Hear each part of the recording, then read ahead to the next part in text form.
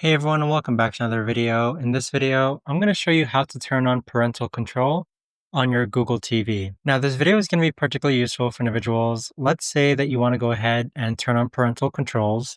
How do you actually go ahead about doing so on your Google TV? Now, this video is going to be short, sweet, and simple, guys. There's not going to be a lot of steps involved.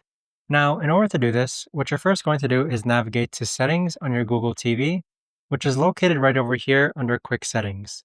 Next, go ahead and click on All Settings on the upper right-hand corner, the gear icon. And then from here, go to the right-hand side of Channel Inputs and select Parental Control. So you can see here that you can enable parental control on the right-hand side by toggling this on or off. But there you have it, guys. That right there is the best and easiest way that I know of to actually go ahead and turn on parental control on your Google TV. If you guys know of a better or easier way to actually do this, let me know in the comments down below. I would love to know.